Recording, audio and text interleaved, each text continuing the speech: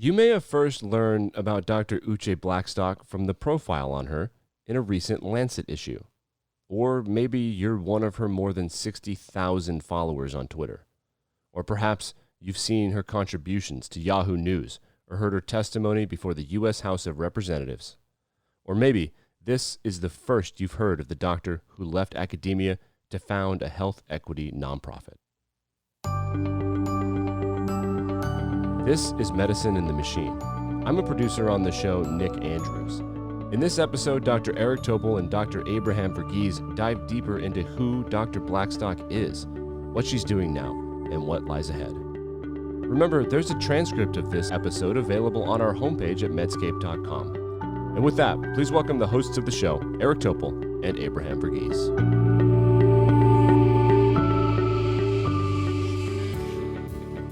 Hello, I'm Eric Topol, and I'm with Abraham Verghese, and this is a new edition of Medicine and the Machine podcast. And we are especially delighted to welcome Dr. Uché Blackstock, who is joining us today with a lot of perspective on the pandemic, on structural racism and medicine. So welcome, Uché. Thank you so much for having me. Well, it's a delight. And I wanted to start things off. You have a very important background. I wonder if you could just tell us a bit about your parents and the beginning of how you got started. Sure. So I'm a second generation physician. My mother was the original Dr. Blackstock, but she grew up in very different circumstances than I did. She grew up here in Brooklyn, where I'm currently located, but she grew up in poverty to a single mother, really didn't have any role models, but had a love of science and also had a love of community service, and went to college and ended up with a chemistry professor who encouraged her to apply to medical school. And it was something that she had never thought about. She applied to medical school, was accepted into all her medical schools, and ended up matriculating at Harvard Medical School. And so, obviously that was a huge deal for her. And after Harvard, she came back to New York City and practiced in the same neighborhood where she grew up. And so obviously she was an incredible role model for my twin sister, Oni, who's also a physician, and myself, especially in terms of thinking about, the work that we do, feeling passionately about it, but also about giving back. And so obviously she was my influence, and Oni and I and my mom were the first Black mother-daughter legacy from Harvard Medical School, which I think is a testament to my mother's hard work. Wow. Amazing. Yeah. That is amazing. Yeah. Now, is your mother still alive? No, actually that didn't make it into the Lancet profile, but our mom actually at the age of 47 died from acute myelogenous leukemia. Oh my gosh. We're only 19 years old. She was an avid runner, and we had run a race the summer before in Central Park. And even at 47, our mom would come in before us, even though we were 19 years old, in these road races. And she slowed down. We said, "Mom, are you okay?" And a few months later, she was diagnosed. Oh my gosh. Well, she had to be enormously proud of you and your sister. That's phenomenal. Yes. And at the time she knew we were pre-med, and our plan was to go to medical school. So when she died, she did know that was in the future. Mm. And is your sister also in emergency medicine? No, my sister is a primary care physician. She did an HIV fellowship, and she was actually, as of recently, the assistant commissioner for the Bureau of HIV here in New York City, the Department of Public Health. Wow. Amazing story, truly. It really is. And then you were 10 years at Yes. NYU in emergency medicine, right? Yes, I was 10 years at NYU. I did work around emergency ultrasound. I did a lot of medical education work, and then I transitioned into diversity and inclusion work. And that really was my passion in thinking about how do we create environments that can support a diverse workforce in medicine, because we know that's very important to addressing the inequities that we have in care. And then you had this really bold move. I mean, really bold move that you're going to leave academic medicine and found a new entity, Advancing Health Equity. But Yes. what was going on in your mind at that time? Well, I thought about, how do I do the work that is authentic to me, and how do I do it in a way where I can be bold and be brave, because these are issues that truly need to be addressed. And I had just been promoted to associate professor. People were looking at me like I was crazy, like, you're leaving this to start your own organization. And I said, I just feel like this is the time that I think organizations are going to be more open to doing this work. And I would have never imagined the events of the last few months, but it just showed me that the decision I made was a correct one for me, and much needed. And yet you continue to work in emergency medicine and urgent care while doing this, and happen to be at the epicenter of the New York epidemic. Just talk a little bit about how that first manifested for you. Sure. It was interesting because when I left emergency medicine in December to work in urgent care, I thought it was just going to be a little bit slower so I could focus on my organization. But what I didn't realize is I would essentially be seeing the walking wounded of the pandemic in urgent care. I saw some very, very sick patients. I sent a number of patients to the emergency department. Patients walked in with oxygen saturations of 64%. That was the lowest one. Someone actually walked in to urgent care with that. It was a very difficult experience, just seeing that level of human suffering.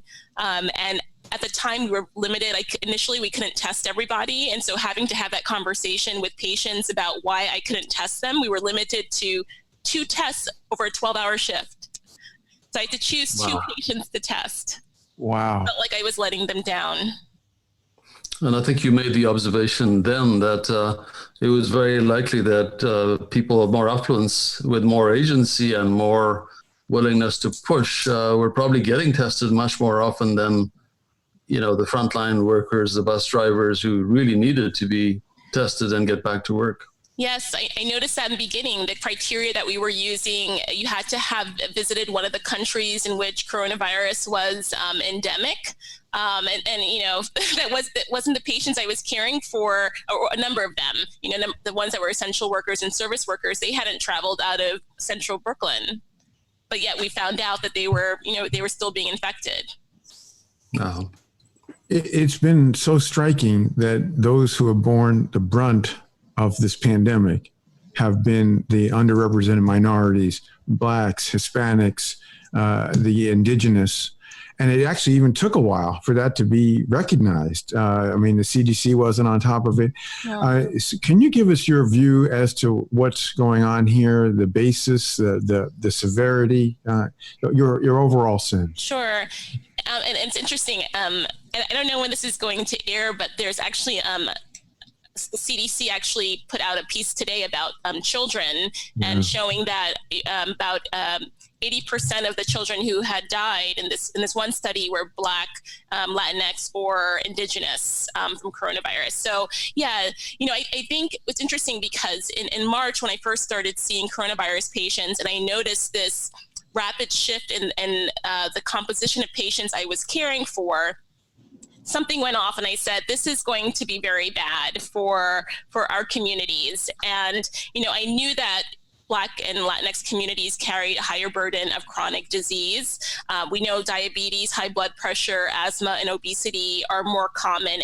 And we know that's for reasons connected to social determinants of health, right? There's nothing biological about that, right? That's because of environment.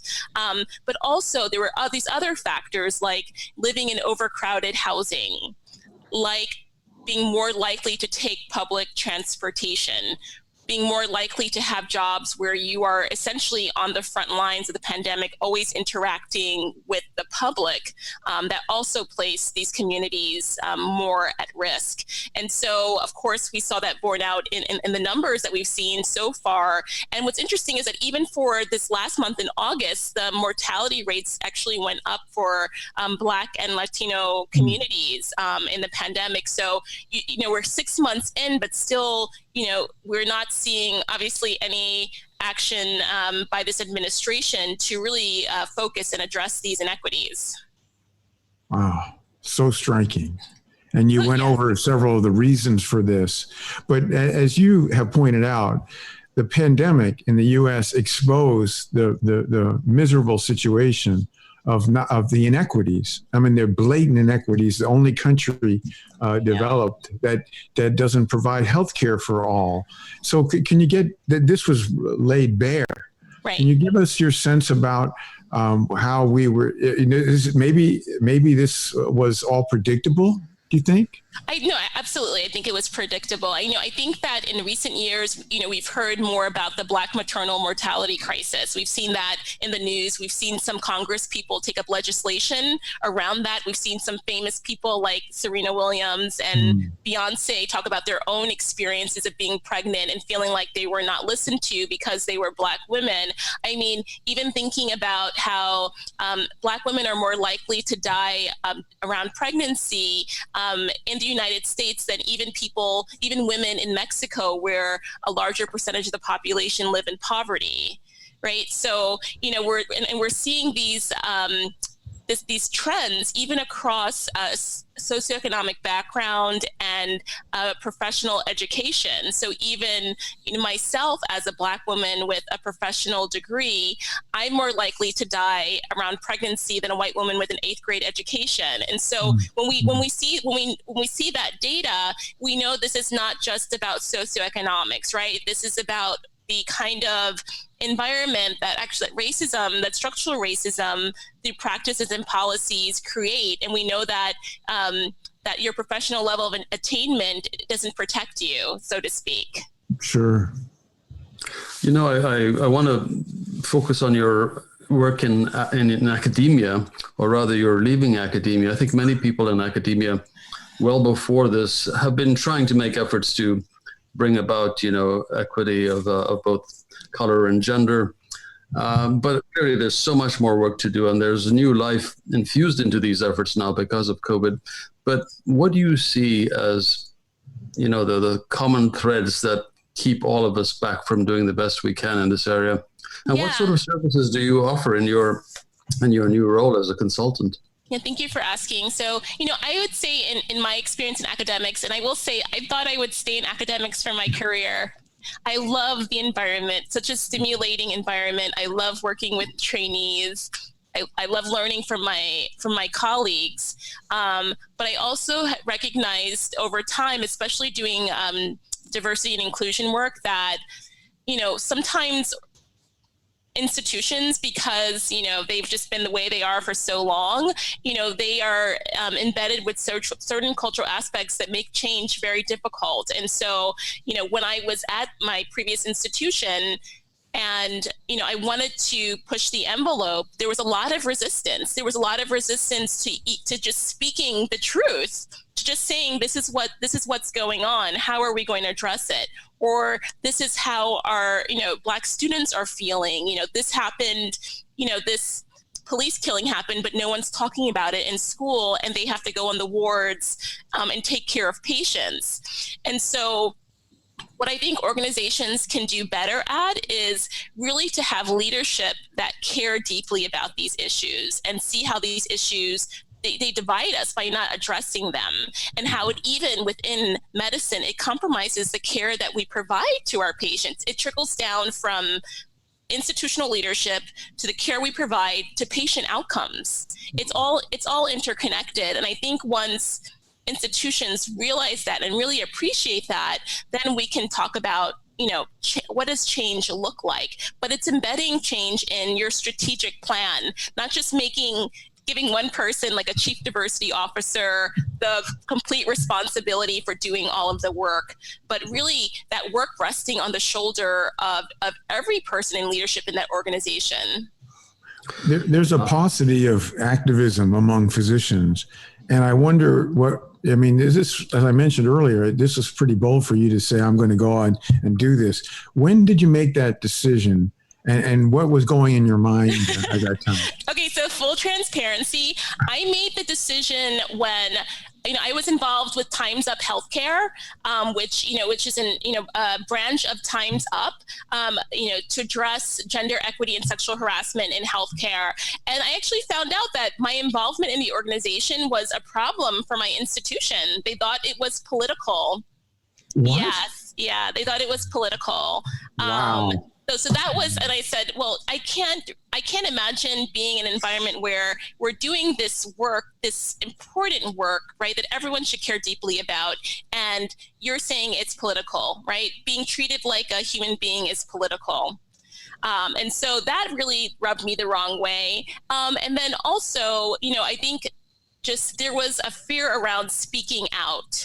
There was a fear from faculty, from students, that you couldn't really talk about what you were experiencing. And I think a lot of institutions have that culture of fear. People in leadership may not realize that, but it's there. Oh, yeah. And so, I said, maybe I can do this work from the outside. And so what I've done is I've partnered with all different types of healthcare related organizations, not just medical schools, departments of health, healthcare startups, who really are thinking about, racism and how we've almost let these inequities exist without even being actively addressing them, right? We're letting people die. And, and so I do keynote talks, I facilitate trainings, I do consulting services around organizational assessments around racial equity and health equity. I give recommendations.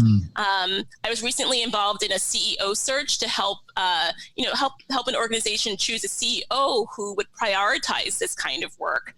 And so, it's really exciting. Yeah, no question. I mean, clearly, if we want to bring about change, I think people have to see leaders who are of the color and the gender, who themselves embody the diversity. And your mother and you had this remarkable journey to Harvard Medical School.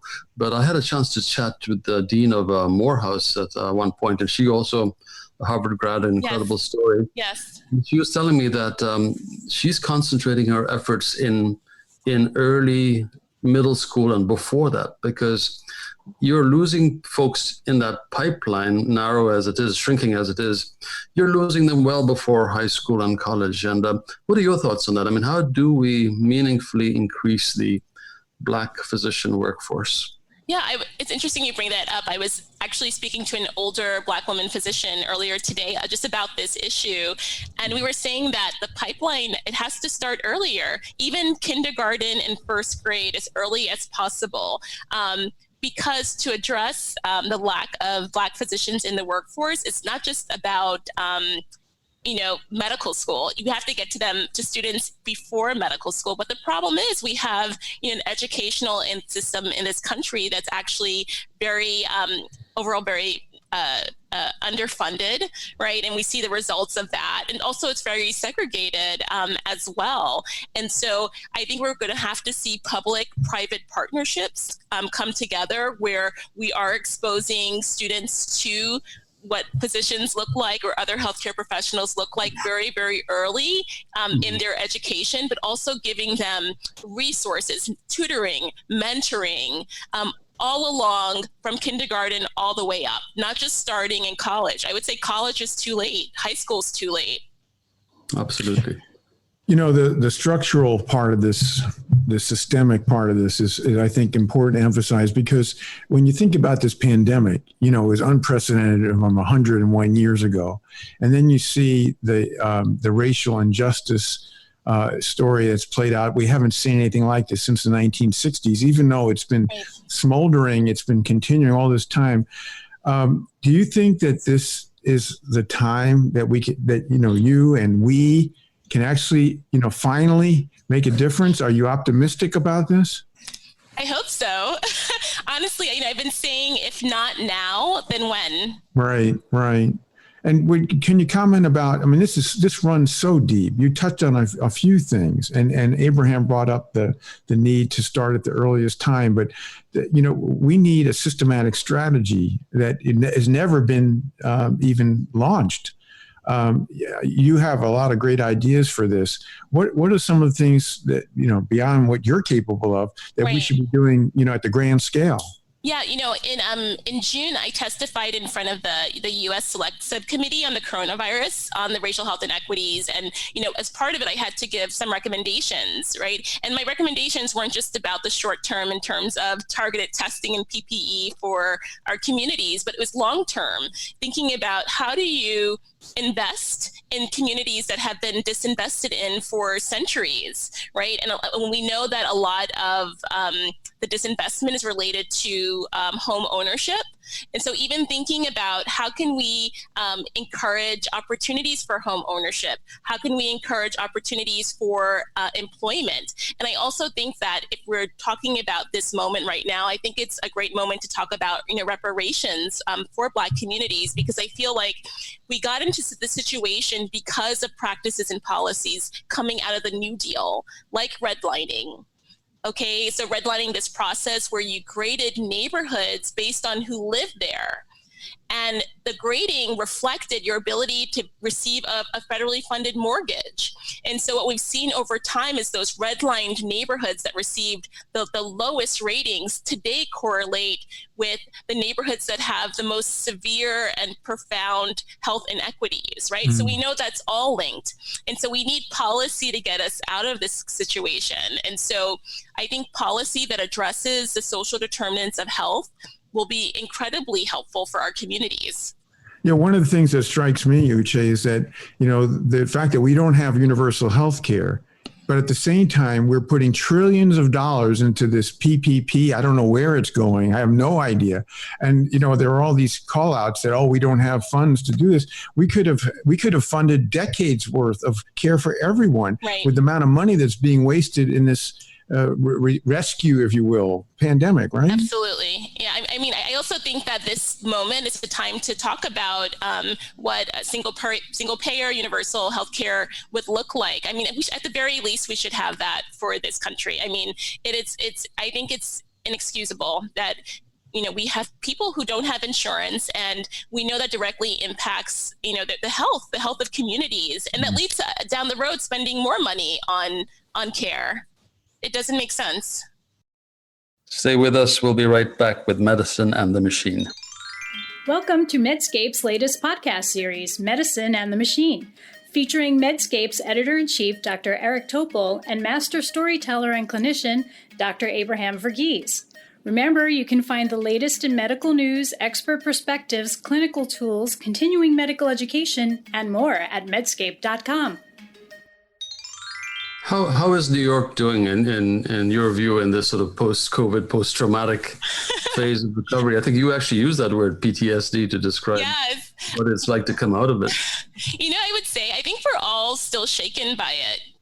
I think many of us, and I think that's why we've been able to keep our infection rates low, because I think people are still understanding what we need to do to get out of this, and that requires collective effort, that people are wearing their masks, we're practicing social distancing, we're doing what we need to do to keep those numbers down. But I will say that New Yorkers are very resilient. And that I think we're going to get through this. It's going to take longer than obviously that we hoped, but there were lessons that are learned that I'm hoping as we go into the cooler weather and into the fall and winter, that we learn from this spring, so that we won't have to go back to that horrible place ever again, where we heard ambulance sirens literally every 12 minutes. And I know that you have a new health commissioner for New York, and have any changes been implemented to sort of address the sort of inequities that made this conflagration so bad in certain neighborhoods and so on? Yeah, there is a Center for Health Equity that's part of the Department of Health here in New York City, and I know that they have been trying very hard to address some efforts, and that it looks like contacting physician offices in these neighborhoods and ensuring that they have adequate staff to reach out to patients who haven't been seen in a while but may have underlying medical problems. That looks like social media, using advertisements to do outreach and education, as well as using community health workers. And so, I think that it was a priority of the Department of Health, and hopefully will continue to be one. Wonderful. And while we're in New York with the Department of Health, can you give us your comments about sending a child to school there? So yeah, that's interesting. I think that my opinion is very unique, but I try to be the voice of the voice of reason. So, as we've discussed, New York City is doing great in terms of our infection rates. So that obviously is a key indicator to determining whether or not schools should open. I do think that the school piece, in terms of ensuring adequate PPE, ventilation, a plan for if someone is test positive, and an adequate testing infrastructure is very important. And I think that what the Department of Education and my mayor could do better at is just ensuring the transparency of those conversations and those discussions. And I really think there are a lot of teachers and educators that are feeling very worried about going back. I think what they need to realize is that we're not in a situation where we have zero risk. We won't have zero risk for a very, very long time. But yes, we do understand we need to make you as safe as possible. And I agree with them on that. I have two children. They are 3 and 5 years old, and as of now, they will be going back to school next Monday, 5 days a week in person. And so I'm very proud of their school leadership. They have kept us incredibly informed, and we'll see what happens. No, that's terrific.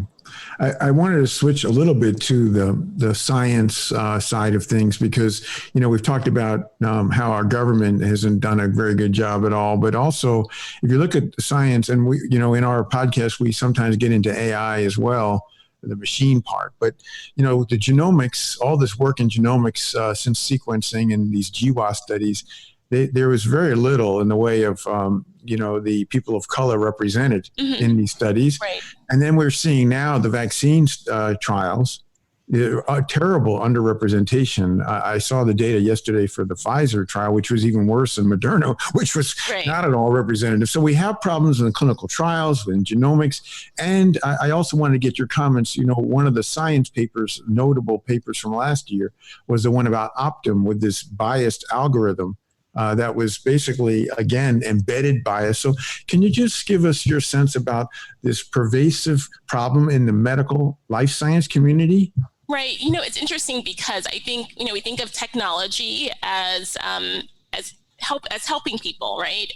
But the fact is that if we have technology that's biased, it actually can harm people, as we saw with that the Optimum case. And so I think what we really need to think about is whoever is designing software, whoever is designing clinical trials, whatever study, is that we need to do it using a lens of equity, right? And so we need to think about, and there are actually tools out there, equity tools, where you can think of, it helps you go through that process of thinking about who is going to be advantaged, who is going to be disadvantaged from that. Do we have all the information we need to make, an educated decision? How are we going to measure outcomes and how different communities and populations are impacted?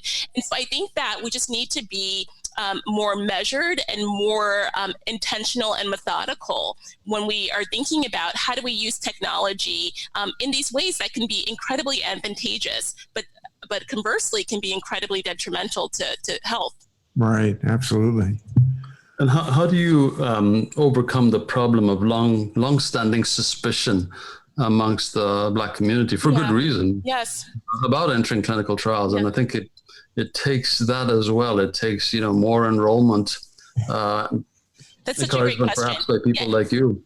And actually, I've been working with some pharmaceutical companies recently around these issues. And what I've been telling them is that it is really important to form relationships with communities, community-based organizations, with trusted leaders, because just to come in and say, hey, we have this trial, we need you to enroll, is not going to be enough. You need to explain why this trial is useful. How will it help you?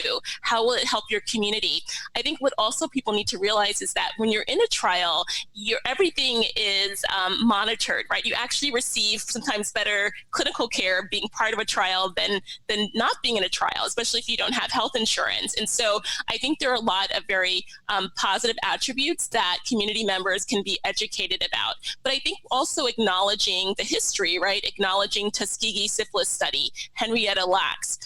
It's important to keep that as part of the conversation, but also to emphasize what is the greater good. The greater good of this clinical trial is that it will help our communities, and that's most important. Yeah, and I think, in all of us, the one really positive feature is that out of 350,000 people in that cohort, more than half are from underrepresented minorities. So it can be done, but it, as you say, Uché, it really takes the will and the real dedicated commitment. I wanted to get your comments about something that I actually am so outraged about. I read about yesterday. And it's related to this topic, and it's about the ICE and the hysterectomies that are being performed. Oh, yes. This seems to be one of the most heinous things that we could imagine. I mean, you talked about Tuskegee syphilis, and this one, and it hasn't even gotten that much national attention. Can you comment on that? It's interesting because when I read about it, I started thinking about sort of the content I talk about when I do my talks and trainings. And I think what people don't know is that eugenics has been, or eugenics programs is really a part of U.S. American history, that even from the 1900s to 1970s, we had federally funded eugenics programs. We even had, OBGYNs in the South that were performing these hysterectomies without patients realizing it, called the Mississippi appendectomy. Many of these patients didn't realize it till after the fact. So this is part and parcel of U.S. history, and you would think that by now, we would all know better, right? But what's such an injustice. I agree with you, and I think what doctor would ever do this? I just cannot believe that this is happening in this country in 2020. I mean, haven't we learned? No, oh my gosh. Yes. Well, a couple of things before we wrap up. You're one of the true experts in social media, which obviously is a way to get your message out there. And, not intentional, though. It was totally by accident. Yeah, tell us about that. That's good. I was just at this point where I was finishing up my time at NYU, and I was just getting really frustrated with just my experiences. And so I would just share it. I think I was very transparent. And then, people started following me, and I said, oh, wow, now I have a platform to talk about issues that mean a lot to me, like racial health inequities. And so that's the story. Well, it's highly informative. I learn a lot from you on a daily basis. I know others will as well. Abraham? Yeah, maybe in closing, one of my questions would be, we're at such a unique moment in time. I don't think we've had, more opportunity, but also more of a threat to suppression of the very things that we're trying to bring about. So what is your crystal ball? What is your sense of where we're headed and what the future will look like for your daughters? Yeah, so I'm an optimist. I feel like the good will prevail. And so I think if people like us who believe in science, believe in justice, if we keep pushing forward and doing good work, that we will see positive outcomes. So I'm hopeful. I think one of the things just to reflect on in our conversation that you touched on, Uché, was this culture of fear. In part, that motivation of you leaving NYU to do what you're doing now. And in part, what we're seeing even in the top governmental agencies at FDA and CDC that are not standing up to becoming subservient to the White House and the current administration, but rather seemingly complicit. And what you are doing is so notable. I have to think that Time's Up Health, one of the most important things they ever did was get you to stimulate you to do what you're doing. I think you are one of the great young activists in medicine. Thank you. And we are going to be following you very closely because you are a born leader and you're an inspiration to all of us. And so thank you so much, Uché, for joining us. Abraham and I are very grateful. I know all the people that are listening will be as well. Truly honored. Thank you so much for having me. I'm honored and humbled. Thank you.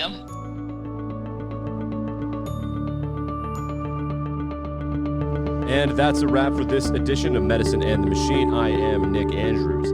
Medicine and the Machine is hosted by Dr. Abraham Verghese and Dr. Eric Topol. Their guest this week was Dr. Uché Blackstock. You can find a transcript of this recording at medscape.com. Medicine and the Machine is produced by Medscape editor Robbie Atuma and the Vice President for Editorial at Medscape, Dr. Ivan Aransky. I'm Nick Andrews. This is Medicine and the Machine.